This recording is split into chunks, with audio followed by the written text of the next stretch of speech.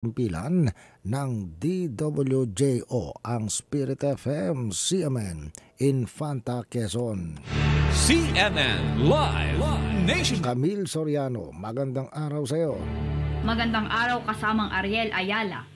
Ipinagdiwang ng Prelatura ng Infanta ang Araw ng Karapatang Pantao na may temang karapatan at katotohanan, paninindigan ng pananampalataya sa panahon ng kasinungalingan at korupsyon sa pamamagitan ng isang misa noong Sabado, ika-6 ng Disyembre na pinangunahan ni Bishop Bernardino Cortez kasama ang kaparian.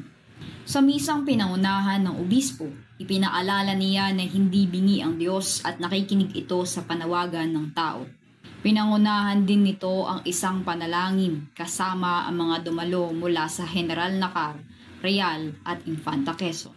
Matapos ang misa, ito ay sinundan ng isang programa na naging panauhing tagapagsalita si dating COA Commissioner at UN Undersecretary General Heidi Mendoza.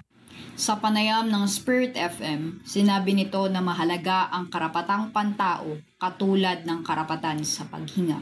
Ilang pong ipagdiwang para meron tayong paalala. Aba-aba sila mga nabigyan ng mga katungkulan. Meron din namang maliliit na mamamayan na kailangan yung kilalanin at igalang ang kanilang mga karapatan. Yan ang tinig ni Mendoza. Nakiisa rin sa nasabing programa si Infanta Quezon Mayor L.A. Ruanto, mga kabataan ng simbahan, mga katutubo at civil society organization. Ipinagdidiwang ang karapatang pantao tuwing ika-4 hanggang ika-10 ng Disyembre taon-taon sa Pilipinas sa bisa ng Republic Act 9201 o mas kilala bilang National Human Rights Consciousness Week Act of 2002. Ito ay hindi lamang nakatuon sa isang pagdiriwang, kundi isang pananagutan na dapat isinasabuhay at pinapangalagaan sa araw-araw.